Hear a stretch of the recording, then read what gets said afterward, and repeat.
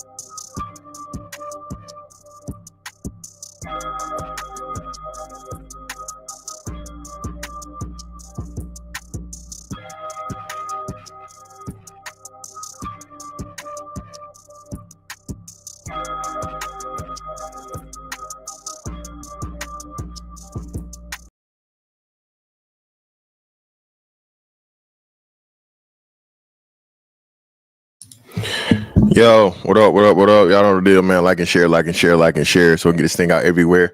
There's anywhere in the world you could be, but you're totally right here with me, the BABGOG, and I appreciate you pull up on me, man. What's going on?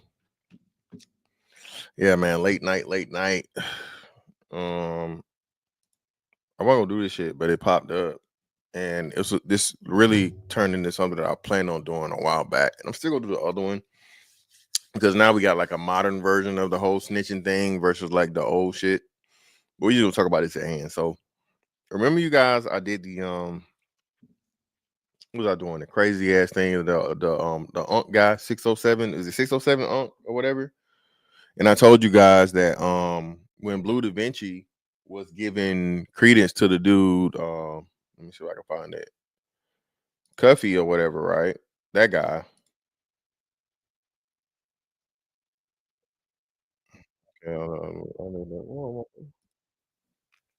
Let's see. Cuffy Big Meech. Here we go. Oh shit. And what's crazy is a lot of people, I guess, they know what's going on, right? So here we go with this right here, and this is where it came from originally. Hit the like button for me, hit the like button for me, hit the like button for me. Yeah, the Big Meech being a snitch stuff came out a minute ago. He let he owes hell. Well, that's what I'm saying, man. Listen, bro. Listen, all this shit, bro. 99% of these niggas snitch, bro. I don't even know why we act like stop snitching was really a thing. To be honest with you, because the biggest, like most successful quote unquote drug dealers, all them niggas told. Nicky Barnes snitch.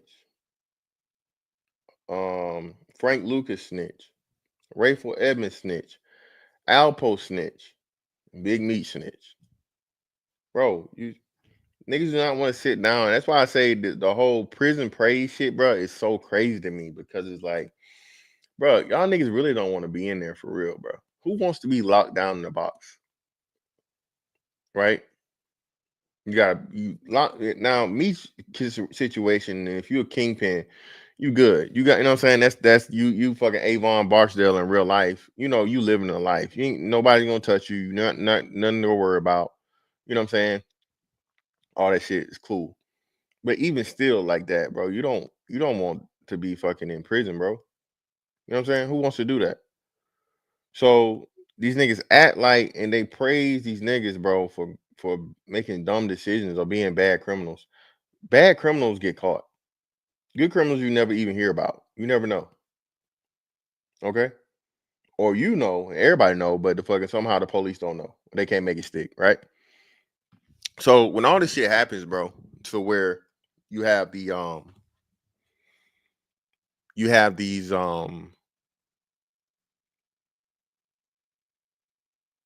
cancers to the neighborhood, right?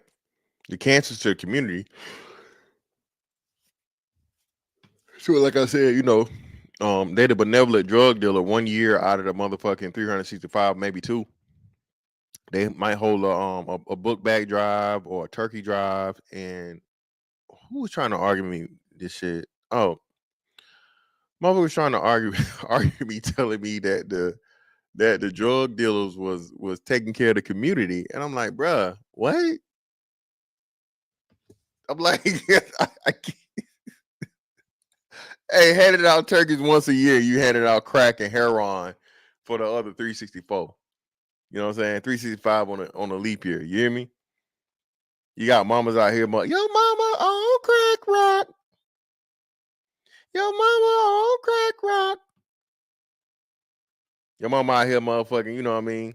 Working that neck for a $5 hit, man. And these are niggas we praising for real. You know what I mean? But the nigga told me, y'all, he said, yeah, man, the drug dealer helped the community. And it ain't the first time I heard that shit. What's wrong with y'all niggas? What's wrong with you? What's wrong with you? What's wrong with y'all? You niggas are crazy. For some reason, bro, I don't understand why people, for one, I'm tired of niggifying shit, right?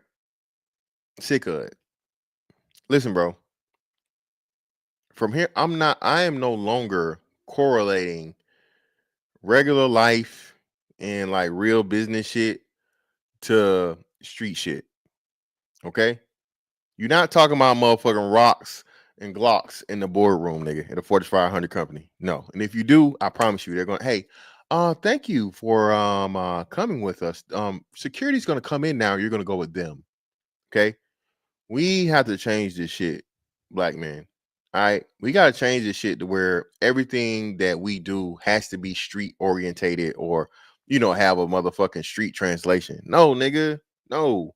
That's not how the real world works. Everything ain't no motherfucking stain. Everything ain't no slang. Everything ain't no motherfucking nose wiping, sliding, none of this shit, bro. Chill out, dog. Be a fucking grown ass man, and you know what I mean. Talk like you got some sense. Stop. We gotta stop dumbing ourselves down for the dummies, bro. I'm just done with it. The niggas too. The street niggas, drug dealer, killer, gorilla, so on and so forth. Hey, bro. Hey, you got your shit. I got mine. Nah, man. You know what I'm saying? It is. You do what you do. It is what it is. Just keep that shit over there. I'm gonna stay over here. But there's no need for me to be talking to kids or other, grown ass men as if I'm motherfucking, I got a pack to move. No, motherfucker. No. And we got to get away from this shit, dog. We really do. We got to get away from this shit. Someone just tried to impress me talking about how many bricks he got. Like, yeah, BC, that's crazy. A nigga even saying that is wild.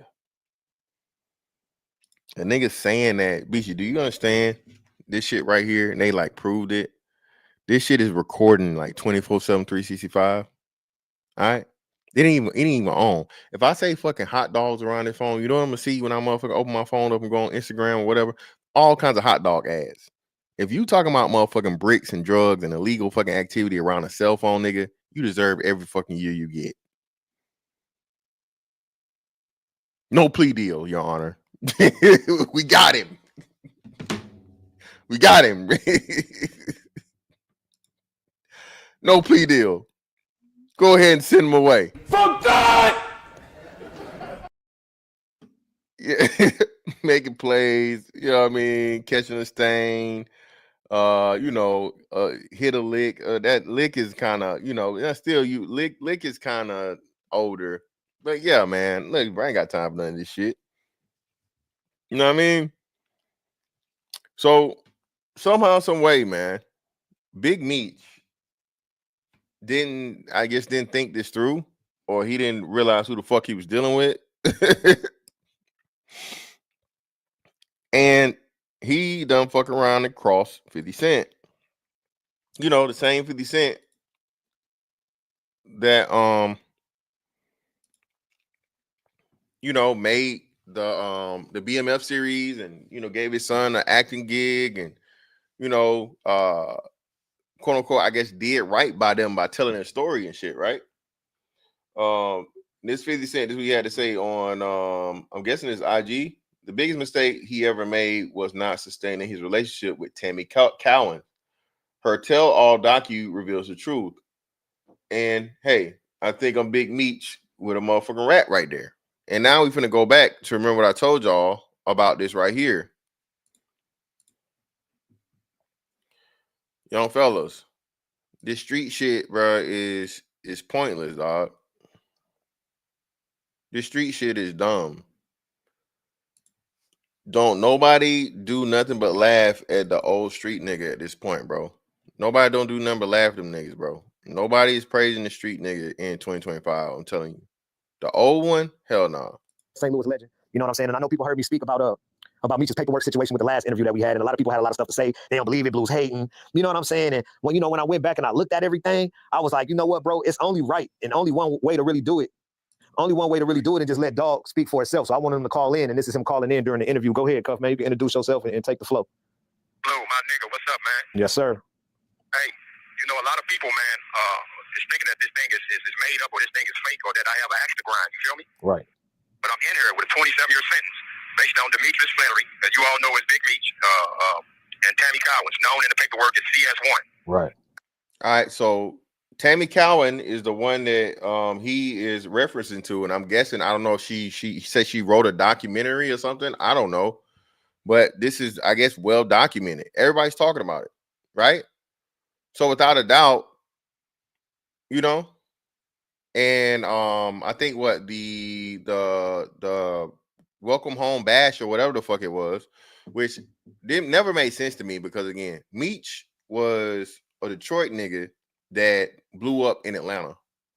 So one, why are you doing anything where they celebrating you with a coming home to Florida shit where you never had no big association to Florida? I'm pretty sure you probably been to Florida before, you feel me, or whatever. But Meech was motherfucking synonymous with Atlanta. And it was more synonymous with Atlanta than his hometown because, the big ass motherfucking billboard that niggas bought, right? So you do that, but then in the midst of that, you link up with motherfucking 50 Cent's arch nemesis, and 50 Cent don't believe in motherfucking squashing no beef, bro. If it's up for life for this nigga. Confidential source one. So what Big Meech did was called a third-party cooperation. So Tammy Cowan signed up to be a DEA informant to give Demetrius Flannery a time cut, plain and simple. Right. So okay. So can you break down the story? Like, how do you know this? And how'd you come upon this information? How do you know? How do you came upon this information though? We were rewarded what's called a Frank series. It's based on a case called U.S. versus Frank. So I would implore your listeners to look the case up. And what a Frank series entails is that you're able to cross-examine your accusers, meaning government agents, meaning informants, and so on and so forth, just like a regular trial. So this was testified in court. Period. Point blank. Got it on fucking what's the name, man? It's on the record, dog. It's on the record. Which again, at this point, I just don't even understand why it's surprising and why is this even a thing when it isn't upheld. If a rule ain't a rule, then nobody's following, bro. It's not a rule. The biggest niggas that's ever been in the motherfucking drug game, bro. These top niggas, maybe onesie twosies here, but all the rest of them niggas just got locked up. The same, all the stories end up the same way. Yeah, man, I was making $1 million a day, or $100 million a year, and all this other shit. And what you got now, nigga? You got some motherfucking drug kingpin stories, and that's it. Hopefully, you got most of your own teeth left. We told the motherfucker, and I hate all these fucking Snowfall, BMF, bro. I don't even like that shit, bro, because it perpetuates this bullshit narrative as to where the drug game had such a fucking impact to niggas, bro. And I'm telling you, everywhere wasn't heavy like that. Everywhere wasn't heavy with drugs and shit like that, man. Especially the hard shit, cocaine, heroin, or whatever. That shit wasn't big everywhere, especially like down south. Motherfuckers wasn't doing no motherfucking heroin, and it was weird if you was doing powder, right? That wasn't something that niggas really did. Those are white folks and the motherfucking Mexicans and shit, but that was like, again, that was locational. You really couldn't get that shit, you know what I mean, whatever. Now, again, crack hit everywhere or whatever, but still, crack didn't hit, Georgia, Alabama, Mississippi like it hit motherfucking LA. You know what I'm saying? Like it hit New York. You feel me? This was testified in court that I became a government informant to give Demetrius Flannery a time cut. That's what was said on the stand, bro. The lady became a government informant to give Demetrius Flannery a time cut. I think people would ask a question of this, though. This is what I got hit with a lot is, all right, then if he did it to get a time cut, then how come he still did all that time in jail? Well, what they don't understand is that he never received the time cut because what came out was that she had an illicit sexual relationship with Special Agent Keith Cromer. Special Agent Keith Cromer. But her first DA handler was the guy, as you should know, Blue, who wrote the BMF indictment, Special Agent Jack Harvey. Special Agent Jack Harvey is the person that locked us all up. He was also the person that locked up Terry White, which was her first case as a DEA agent. And then he retired. He retired after he got them 60 years. Yeah, he retired. And then her handler became a brother by the name of Keith Cromer, Special Agent Keith Cromer, who was also fired behind this particular case. So Meech never received the time cut because, unbeknownst to a lot of people, it's against the law to have a sexual relationship or any personal relationship. So the nigga snitched, and he snitched for nothing because the bitch couldn't listen, bro. Woo! Bruh, what I told y'all is a message for 2025. Pussy preservation is the new conversation, nigga. Say it with me now. Pussy preservation is a new conversation because this bitch can control her pussy, bruh. The nigga snitched for nothing. It was null and void because, conflict of interest and shit. That's crazy. Crazy, nigga. And niggas, I think I'm Big Meech. Oh. So I don't know if they're gonna go and tell us the time of when it was done, but bro, Big Meech been getting praised for all this motherfucking time. And I guess right before he actually get out, niggas dropped the fucking truth bomb. To keep the motherfucking, keep the legend going or some shit. Crazy, right? Not everyone was Frank Lucas and Rick Ross. Really? Hey, let drug niggas tell it, bro. They is. Let niggas that sold drugs, nigga. Every nigga had motherfucking blocks and pounds and kilos, and they knew the plug. You know what I'm saying? Let niggas tell it, man. Nigga sell a bag of weed, now he a drug trafficker. That's what he call it himself. Yeah, man, I'm trafficking, man. Yeah, I'm moving that weight, nigga. Nigga, what you on the corner with some motherfucking dime bags, nigga? You talking about, man? So the real Rick Ross is the only one, I guess, that didn't snitch. Man, his shit is actually corroborated by the feds, because they tried to get him to snitch and he wouldn't. And I think his case ended up getting overturned because of like technicality or something, what it was. So that's one of the few that didn't do it. But still with him, listen, he didn't have nothing, bro. Listen, in that, none of these people come out of this shit with that money, bro. That money gone. All that shit is seized by the fucking federal government. All of it. As soon as you get that motherfucking RICO case, you know what I mean? Connected to drugs and murder and bodies and all this other shit, bro, you can hang that shit up. Hang it up, bro.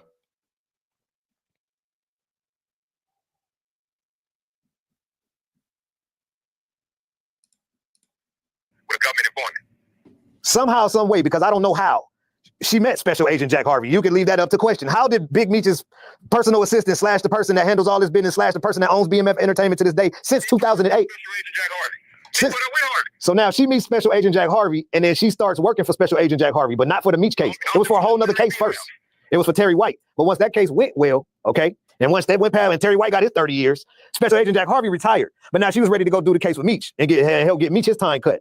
So now when Meech came up, it was a new person that came on, and his name was what's his name again, big homie? Special Agent Keith Cromer. Special Agent Keith Cromer is the new special agent after Jack Harvey retired. Now he's her handler, and they engulfed in a personal relationship, sexual.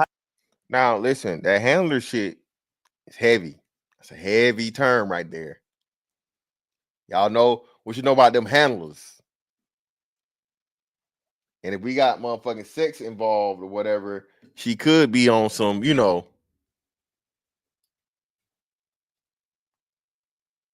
some program, you know, sex kitten type shit. Could be. But they telling you the nigga got old girl to snitch, and the snitching didn't come through, bro, like it was supposed to, because the bitch couldn't control her pussy, bro. She just had to have it. However they called it in the court. And through that relationship, it tainted the case, and it was dishonorable at that point. They had to throw that out. That's why Meech didn't get out. So now you pose the question of why is my big homie Cuff still in jail? And go ahead, Cuff, you can let them know why, how that happened. From that conspiracy, they indicted me on 2 murder charges.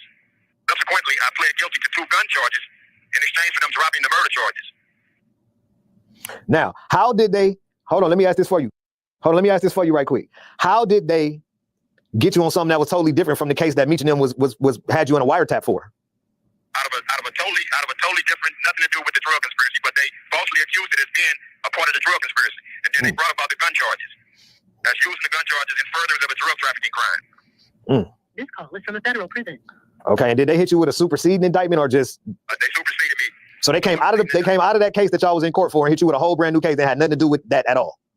It had nothing to do. Yeah, it still had something to do with that. They still let the drug conspiracy stand between Tammy Collins and myself. Oh. And she started. That's the only way that they can continue to have jurisdiction.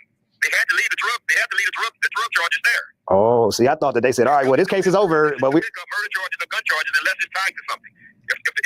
That's another thing too, bro. Listen. That motherfucking paperwork said United States federal fucking government, nigga. Hey.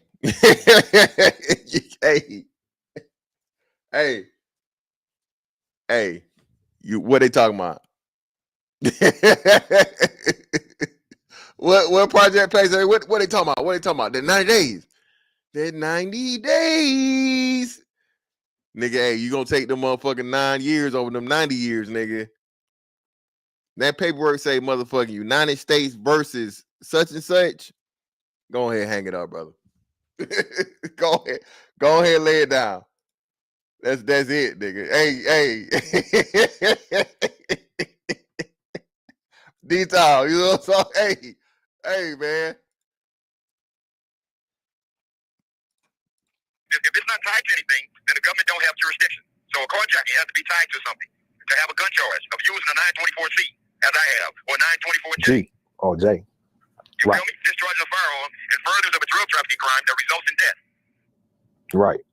What's up? This is Yeah, man. So that's the whole explanation, the full explanation as to how and why Big Meech is a snitch. And like I said, if you go, they gave you the cases and stuff to go look up. You know what I'm saying? And 50 Cent is pretty much confirming it by naming Tammy Cowan. So this nigga snitched and it fell through. He told and he still had the motherfucking stay till he got old, nigga. Bro. Frank Lucas told on everybody. Nicky Barnes told on everybody. Right? Those are the two biggest motherfucking drug dealers for that time. I think for that time, the first, I guess, multimillionaire black drug kingpins for real. Everybody talk about like Bumpy Johnson and shit, but I don't know how the Bumpy Johnson shit with and that's a good show too from the little bit I've seen.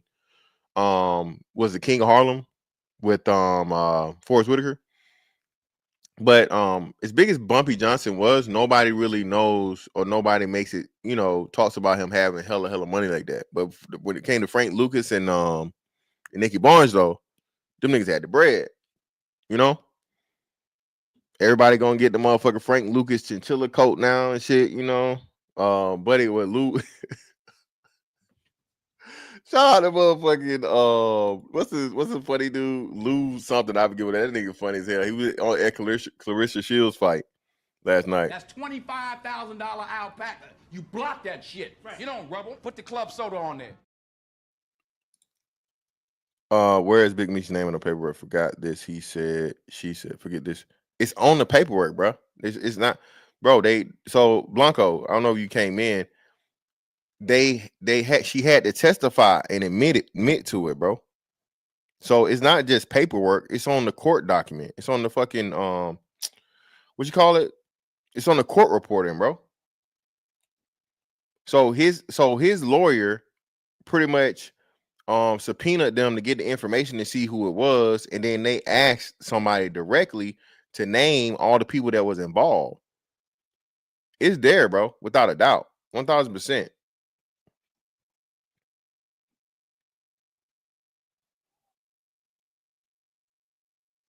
Yeah, Pee Wee Kirkland, way bigger than Frank Lucas and did snitch. Well, Pee Wee Kirkland never got caught, though. My understanding, right? Pee Wee Kirkland never got caught. That was my understanding with Pee Wee Kirkland. Pee Wee Kirkland just ended up getting out of the game, getting out of the drug game because I don't think Pee Wee Kirkland ever sat down, did he? Pee Wee Kirkland never sat down. Now, Freddie Myers, I never heard of. I don't know who that is. You have to educate me on that person. But Pee Wee Kirkland got caught? Let's look it up and see. He must have did a short time because Pee Wee they never talked about Pee Wee Kirkland fucking doing major time. See.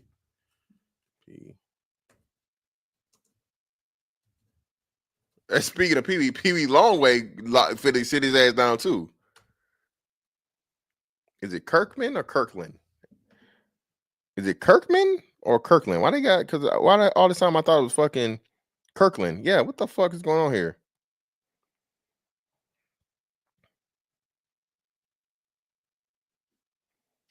Let me see. What the hell? Let me see. Pee Wee Kirkland.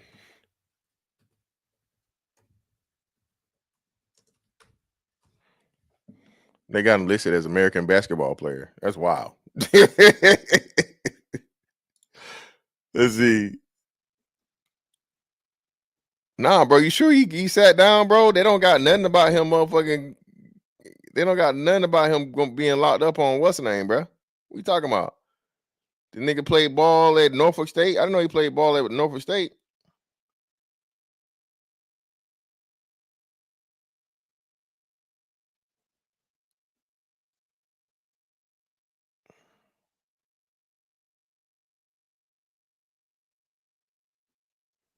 He got a master's degree and everything, man. Shout out to Pee Wee Kirkland, man. What the hell going on?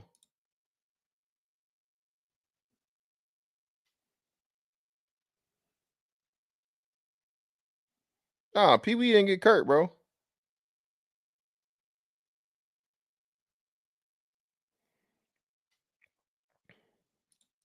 Shout out for a man supporting man for the 5, brother. Greatly appreciate you.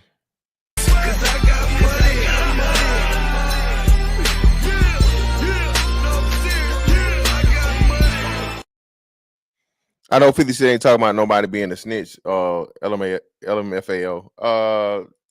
He definitely is. 50 ain't never been wrong, bro. He exposed Ross, and Ross claimed he wasn't no motherfucking Ross claimed he wasn't a correctional officer. And again, I just don't know because again, I guess I know Ross put his name in the song and shit, but he never had no connections with Rick Ross, bro. And then that's another thing too that I'm trying to figure out, because you know, even though they you know, I guess squashed the beef, Jeezy and Ross, Jeezy was the first motherfucker to say Meech's name. Jeezy was the first rapper to motherfucking really put Meech out there for people to know and be rapping about Meech and shit. You feel me? So I don't know what this old nigga got going on for real, bro. I don't know. But now I could imagine if they had a fucking BMF season schedule after the next season, that shit canceled. I can tell you that right now. If there's a BMF fucking season scheduled for this season, this will be the last one. Everybody getting killed off. I can tell you that now. Okay? 50 Cent is not, no, no, sir.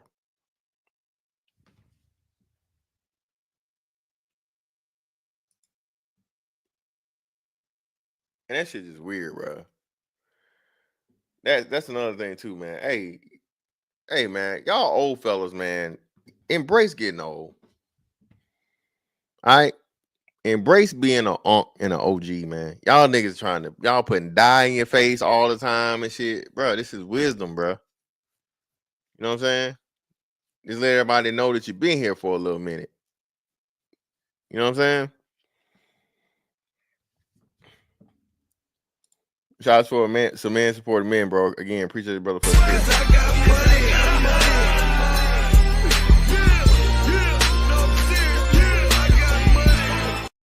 these old men messy like 304s, SMDH. Yeah, man, I'm telling you. Yeah, that shit over with, bro.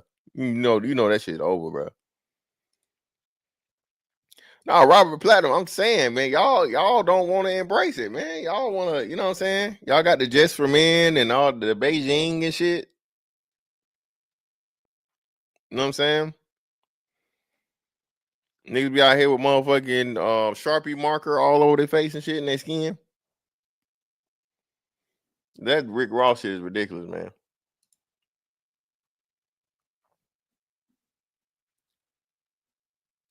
And that was crazy because I guess they took pictures first. Let's see. Okay, hold on. Here we go. Let's see this real quick.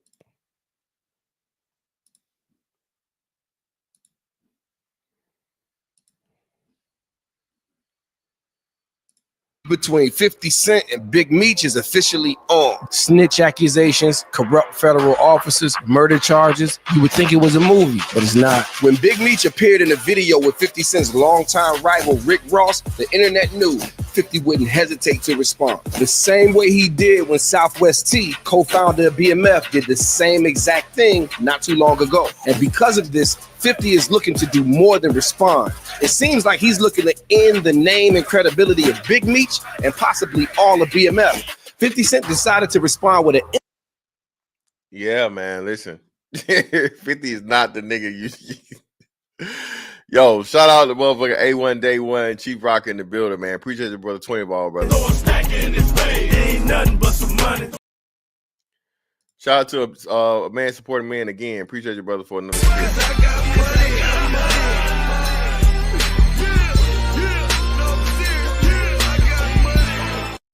shout out. Hey, listen. Hey, I already saw that shit coming, bro. Thank you for letting, but yeah, we already knew that shit. If he went at it with the one nigga was one thing, but now, like you said, you like, come on, bro. Come on, dog. Instagram post hinting at the idea of a documentary focusing on a woman named Tammy Cohen's. You may not know who Tammy Cohen's is, but she's definitely an important figure in all of this. She's CEO of BMF Entertainment, Big Meech's company. She had power of attorney for Big Meech when he was in jail, and she's one of the executive producers of the BMF series on Starz. So here's where it gets crazy, because Tammy has been accused of working with Big Meech to set up other members of BMF to get his sentence reduced. So it seems to me that 50 Cent is setting up to do an expose documentary on how Big Meech set up other members of BMF to get out of jail early. Listen, bro. Listen, dog. Listen, bro. The game is a game. The game dirty as hell.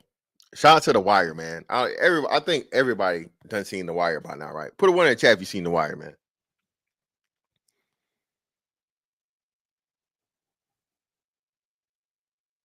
Put a one in the chat if you seen The Wire.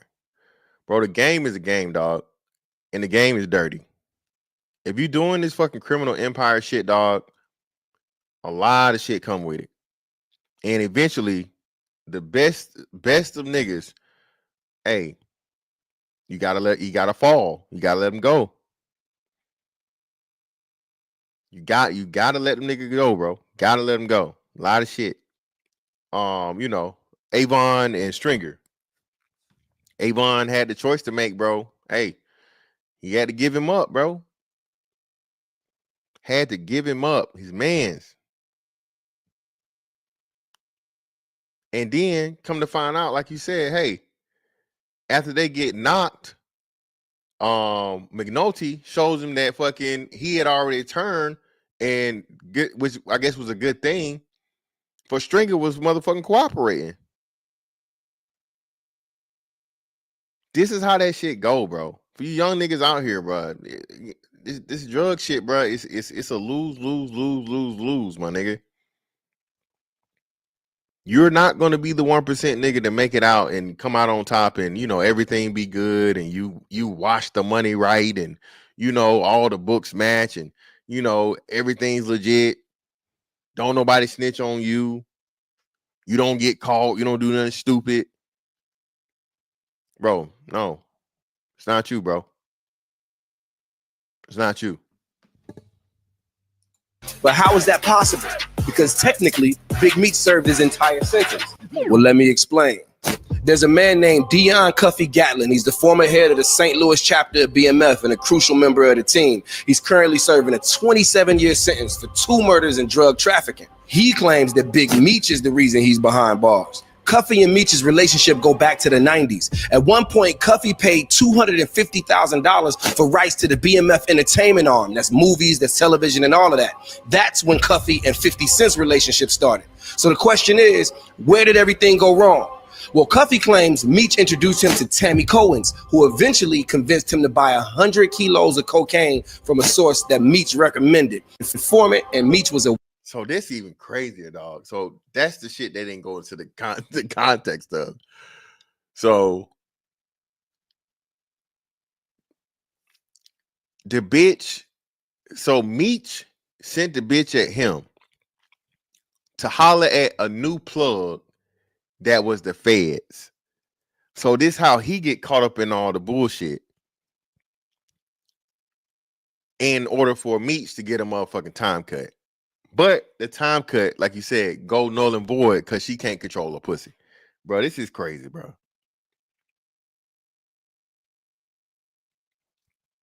This is real life soap opera shit. But real life. This is fucking insane. Cold-blooded. aware of this, and the deal went south and he was eventually arrested. He alleges that this deal would have got Meech out of jail several years ago, but the evidence from this arrest became inadmissible in court because Tammy was having an affair with the DEA agent Keith Cromer handling the investigation. So the evidence was thrown out. And if that's true, it means that Big Meech set up his brother and didn't even get out of jail for it. Side note. We just came to that fucking conclusion. No, Rick Ross is definitely a chess player. Even after 50 Cent made millions for Lil Meech and his family and he set them up for a career in TV and film, Rick Ross was still able to slide in and make his presence known. We don't understand the ins and outs of exactly why it played out like this, but I can assure you money is at the heart of it. Well, I don't know. And the thing about it is now, that's another crazy thing because then what? Baby's brother did the same thing, right? Birdman's brother did the same shit to where I guess he said a dead man did it. The TI defense. That's what Terrence Williams, right? That's what he did. Correct?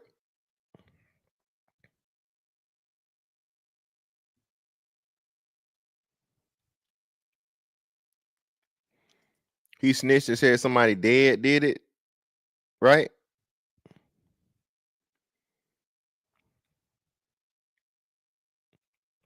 Yeah, T.I. did the same thing, remember? T.I. said, hey, man, I had to have a talk with my cousin. And he said, hey, yeah, I did it. Tell him I did it.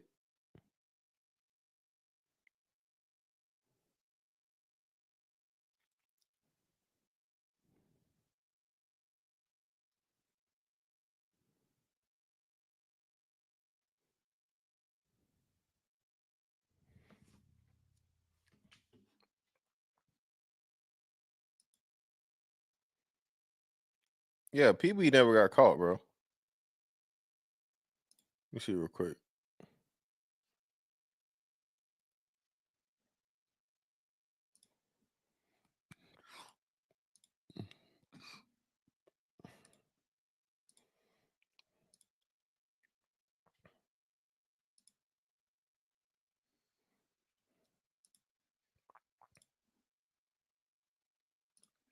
Wouldn't be sitting in this damn car. We'd probably be doing this interview somewhere on fucking death row. But the fact of the matter, truth of the matter, ain't they fault. When you go into the life of crime, you declare war against the system. Now, this is back in the early 70s. The black gangsters in the period were essentially drug traffickers. And that's where they made their money. There was so much money to be made. It was heroin, and it was heroin in, they said, the black community. It was estimated over 500,000 drug Across 110th Street. addicts in the United States at that time, and almost half of them were in New York City. And the majority of that half was in Harlem, Bed-Stuy. There's a drug crisis in Harlem.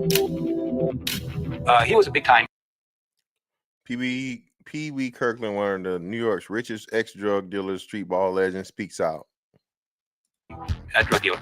I first heard about Wee Kirkland when he was an outstanding basketball player. He was offered a contract to play professionally. He declined the offer because he was making much more money selling drugs. Not back in that time, which was what I think 70s.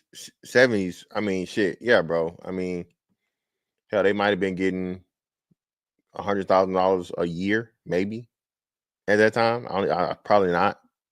You know what I'm saying? That was probably reserved for like your Dr. J's and your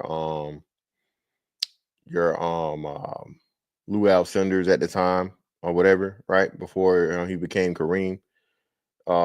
Very few and far between, right? But that's crazy, bro. Turned out an NBA contract to motherfucking be on the block is wild.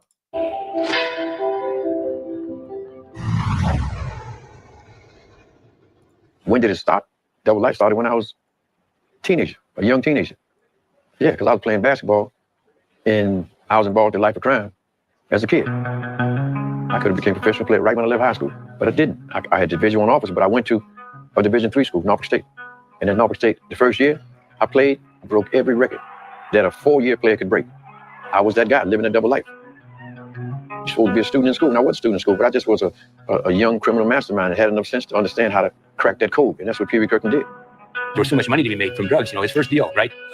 When he went to the mob, as the story goes, with $300,000 worth of jewelry, and they paid him in heroin, right? Because there was so much heroin, and he sold it on the street for $900,000, which you can do the math, right? He never personally sold drugs. He was the money man. He was AKA the Bank of Harlem. So the guys that wanted to sell bricks of cocaine or heroin, in that time it was particularly heroin, they would come to him and say, Pee-wee, I need 100,000. Pee-wee, I need 30,000. So he would give them the money. They would buy the drugs, and in 30 days, they would give him 150 back. Sort of like Wall Street, a Wall Street investment banker. That's what Wee Kirkland was. It's just what we was dealing with was on the other side of reality, which was insanity. Certain parts of the country, they were doing LSD. They used to call those kiddie drugs in Harlem. Harlem, they like I call them the organic drugs. They like the natural heroin, cocaine. Hey, man, what they was doing, y'all. Hey, y'all know what they was doing. That boy. They was doing that boy. This ain't no weed, Ray. And we ain't snorting no bitch. This is boy. Boy, that boy.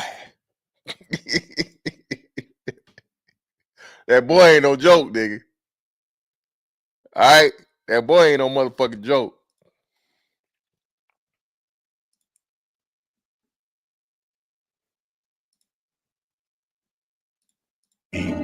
crack. You could see it mushrooming before your eyes. So many of the guys that I grew up with, either I stepped over them from an OD or from some act of violence. A lot of white kids came into that area. It was like a supermarket. They went, bought their drugs, they shot it up, and then they left. I remember one of the cops saying to one of the sellers out there, "Do you know who we are? Yes. If you're not here to buy drugs, get the fuck off the corner." There's two sides of Wee Kirkland. There always was. I've heard everything from him going down to the Bowery where the homeless people would be hanging out, and he would literally stand out there and give out $100 bills. They would run out of homeless people to give the bills to before he ran out of money. Just had a guy that worked for me, and his job was to make sure that nobody in Harlem had a problem. And I think from that moment on, everybody in Harlem kind of saw me different. He had financial problems. He heard about it. He would give them money, and they wouldn't even know where it came from. Somebody else would give a person money, and they wouldn't know how to get that. So he would say, go take care of your family. He really cared about people. He felt like if I'm this blessed and I have all of this abundance of cash, of cars, jewelry, homes, then why not share it? It's a wild thing, bro. Poison the shit, and then I guess poison motherfuckers and give them like a half a dose of the fucking antidote, man. Come on, bro. You gotta stop this shit, dog. The nigga was the reason that the fucking community was the fuck it was. So what are you saying? And he kept doing it. To the point he got out. But still, what are we saying? That's a major flaw and problem in the logic of niggas, bro. Bro, you can't fucking heal and hurt at the same time, bro. It just don't work that way. You're only hurting. If you're intentionally motherfucking fucking over the whole community, dog, for your personal gain. I don't care about the turkeys. I don't care about the $100. I don't care about the backpack drive. I don't care about the motherfucking, the Christmas gift giveaway for the kids. I don't care about none of that shit, man. None of that shit matters. Everything's fucked up because of you. Pee-wee had a direct path to legitimate life that he could have followed, if he would have probably been smarter about it. He had a basketball career. He had something going for him. And, he could have played pro basketball. He's been basically labeled the godfather of the Rucker tournament. You had the greatest basketball players in the country coming to Rutgers. They did things that the Harlem Globetrotters would envy. People doing 360 dunk, but they never saw somebody do a 360 jump shot up at Rucker to win a game until Wee Kirkland did it. But the Rucker tournament at one time had the reputation of also being a hustler's venue. There's big money being spent on those games. If you were a basketball player, whether you were pro, whether you were street, you went there to test your skills, right? Oh yeah, one day he came to Rolls Royce. He's like, the minute he stepped into the park, you can see the electricity of the fans. Like, oh man, Pee-wee's there. Look what he just got out of him. He got out of a Rolls Royce. Pee-wee's probably one of the best that ever did it, on the court and off the court. Because he was not a dummy, he was very smart, very educated. He had good common sense. When he turned down the pro contract, I think he let a lot of people down when he did that. With the Bulls, they expected him probably to go to the NBA, which did never happen. He was good, but he wasn't outstanding. I mean, he was drafted in the 13th round, right? The story is that he went to the Chicago Bulls. He didn't want to play second fiddle. That's the story I heard. That was a reputation he had. That's that, the Harlem thing coming out of him. Like, I'll take second seat to nobody. I think the contract they offered him was like $40,000. He said, hell, I'm not going to take a pay cut, so to speak, right? But that's the kind of personality Pee-wee had. I carry that around the trunk of my car. That money's not no contract.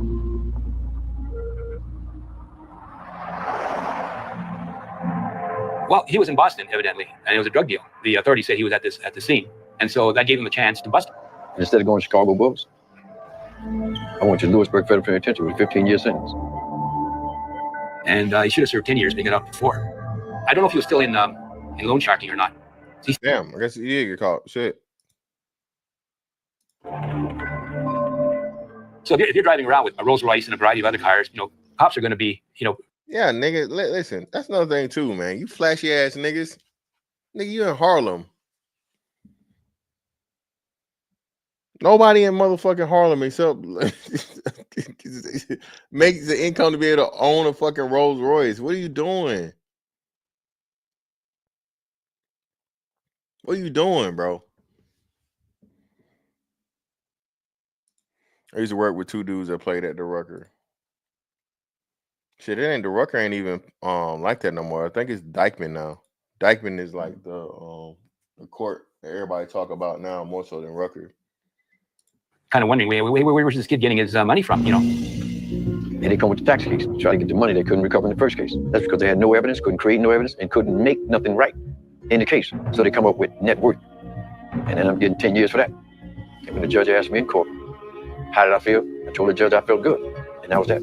This is a man that when the feds came to get him, they said he had $33 million in net worth. That's what they knew about. If they knew what I knew, shit, man, listen, he was way ahead of what they were talking about. The rest of it, the government, the federal government is trying to find out. They've been trying to find that out for maybe since I was about 16. So if you figure that out, you could tell them. Because death before dishonor means I'd rather give my life and die. That means whatever I know about that reality you're talking about is going to the grave. You know, he was arrested, not paying his taxes. Listen, man, I do respect that shit, bro. And that's some shit that need to come back, bro. Again, I was just talking to somebody about that shit, bro. The art of taking shit to the grave, bro. Niggas is too forthcoming with a lot of information. It's a lot of shit that should never fucking see the light of day, nigga. It's a lot of shit that should never cross your motherfucking lips. Okay, pause. All right, until somebody else's ears, bro. No fucking way. It's some shit, bro. Nobody will never know but me and God. That's it. That shit, you definitely got to bring that back. You young niggas is horrible with that shit. Y'all tell everything, bro. Taxes. He was money laundering, and his mother was implicated in that too. You know, which is kind of sad. No, I don't want to go there with my parents. Tell you where I go with my parents. You want to find out something about my parents? They said they can't get me out making it my mother's fault. And I'm telling you, you can't do the same thing. So that question, you don't need to ask. Because everything Wee Kirkland did, I did. Every decision I made to be in a life of crime, I made it. And when the consequence came, I dealt with it. We're going to say we're going to go into more detail. No, you're not. This is you talking. You ain't going into more detail. You're going to go into more detail. No, I'm not going into more detail. We could talk more about my life. We ain't going to talk about the same thing. You got it, man. Stop probing because you're driving yourself crazy. Yeah, you keep searching and searching and searching and searching. He takes stock of his life. He realizes that he has screwed up. And so he decides that he's going to go back into society and be a productive citizen.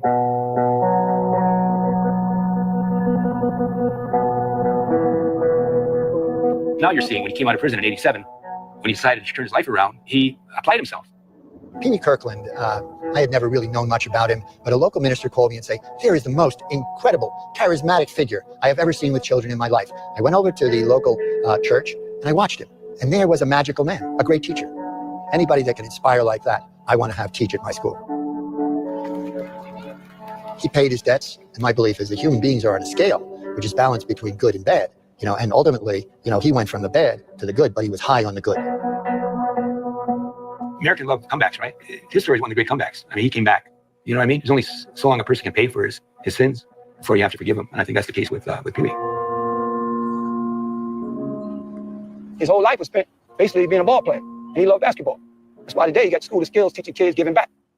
They feel my pain, I feel their pain, and we both feel each other's love. Kirkland is giving back by mentoring some kids to play basketball. They can learn to play basketball on their own. That's how he learned. He either screwed up their grandparents or their parents because they were the ones buying the drugs that he was pumping out there at the time. Shout out to him for saying that, man. Yeah, listen, that shit reverberates through generations, man. You know, because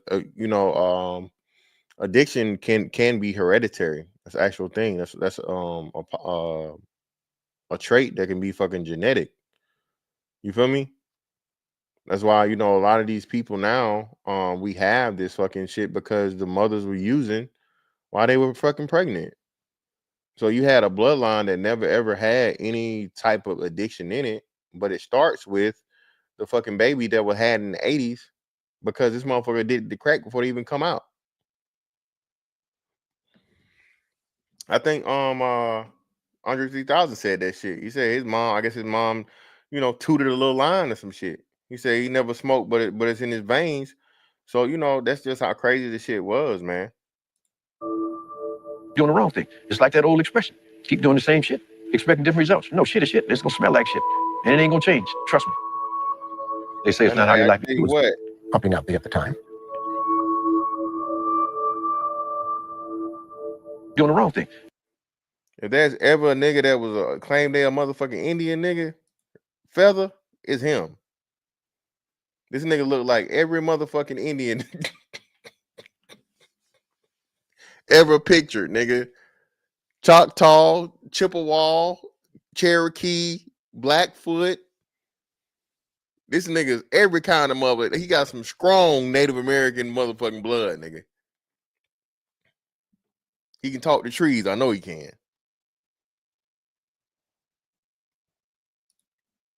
It's like that old expression.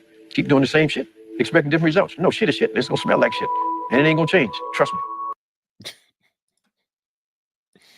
Yeah, man. Yeah, all that shit, bro. All of it. That nigga got some motherfucking, what they call them, Eskimo. That nigga got some Eskimo in him, bro. That nigga all them Indians, bro. But nah, man. I just wanted to do this, dog. You know, hey, Big Meech is apparently officially a snitch, man. All right, other people been talking about it, you know, underground shit, so on and so forth.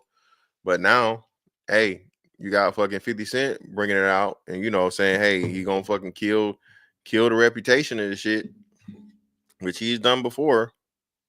And at the real, you know, to be real, man, to be honest, all this shit needs to die, bro.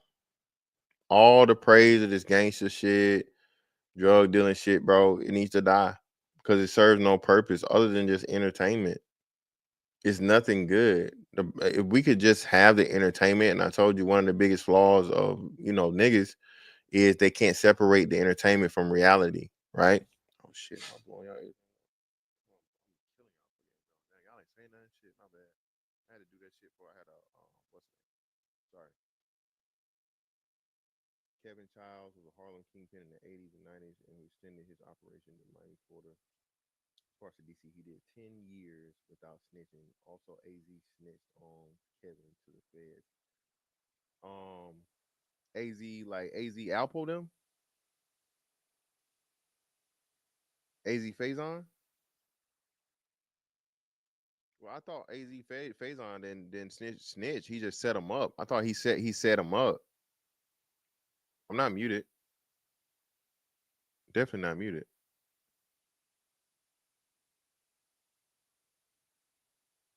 Or Platinum, I think you're muted or you got your computer off. I'm not muted, bro.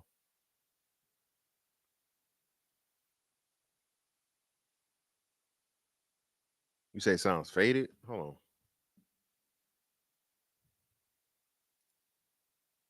I gotta make sure this what's the name? No, it's good.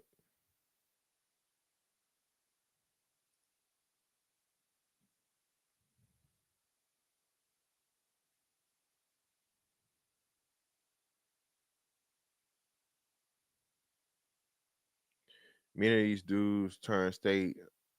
Well, nah, yeah, I told you, that's the majority of it, bro. That's what I'm saying. The majority of niggas tell. The majority of niggas tell. It's just this motherfucking bullshit ass street code that you know portrays otherwise, and that's the crazy part about it. The crazy part about it is, you know, like death before dishonor, and you know, I'll die and all this other shit and all that. Nah, bro. Even like I said, this whole shit, niggas got all the smoke for each other, but they ain't got the smoke for the police. You willing to shoot it out and die for a regular nigga, but you end up in prison? How? Why you going so quietly? Why you cooperating? You gonna shoot it out with the police? You see what I'm saying? It's crazy.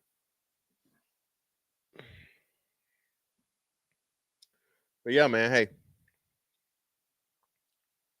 Snitches don't get snitches, man. Snitches do no longer get stitches, dog.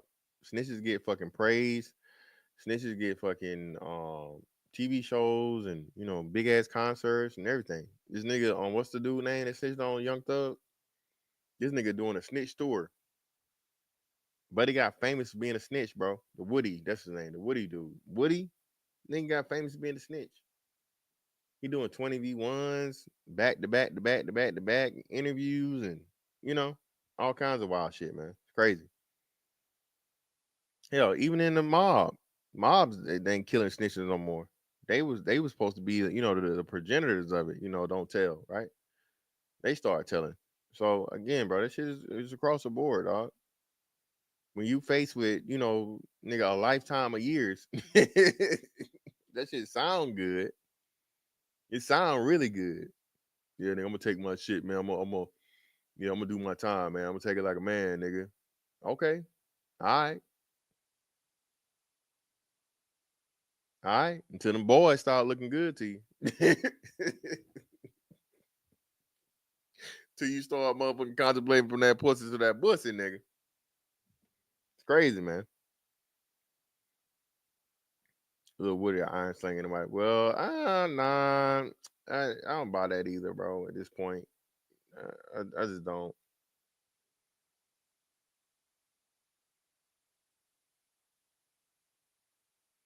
I don't even think you had to then like bring it up for real. I think it's really, I think the whole street life criminal aspect of shit, bro, is just overblown. I think a lot of it is what do you call it? Not fantasy, but I had it and I lost it. Fuck.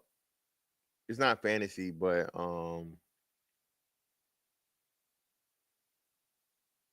what do you call it?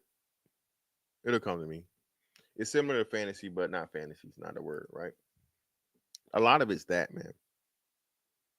A lot of it's that. Like I said, I told y'all, I know who was the main dope dealing nigga in Macon as a nerdy kid in fucking middle school. There's no way I should have knew that. Right? So if I knew it, I knew the police knew it. Now cosplay is fitting, Chief Rocker. That's a good one. But nah, I had it. I had that fucking term and I lost it. It'll come to me.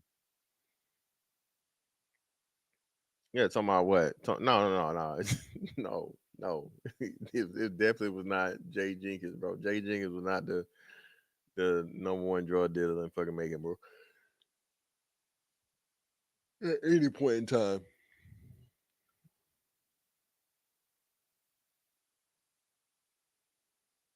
But that's what I'm saying, man. Niggas, everybody, it's the same shit too. It's the same shit. Motherfuckers got the, the best car, the loudest music, flashiest fucking jewelry and shit. And they ain't never worked a fucking day in life, bro. Crazy. What the fuck is that shit mean?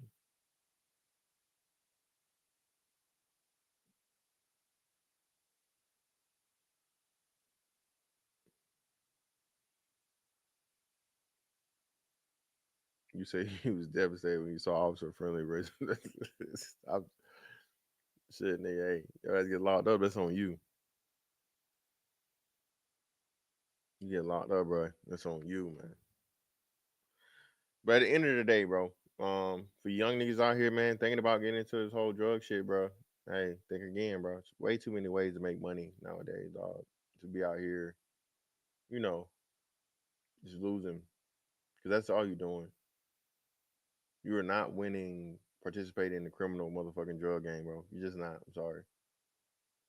With all the technology and shit they have now, nigga, everything is surveilled. Everything. If you think you're getting away with some shit, bro, you are sadly mistaken. You feel me? And we have to start moving away from this concept of where, like, street worship and street this, street that, all this fucking street bullshit, bro. Fuck that street shit, nigga. All right. You ain't trying to be somewhere, motherfucking, where you gotta spread your cheeks and lift your sack. You know what I'm saying? When you go, when you transferring around from other shit. I'm saying, man, it's crazy. But anyway, man, hey. Appreciate y'all pulling up on me, man. That's that on that one. I'm gonna catch y'all next, man. Holla. We out.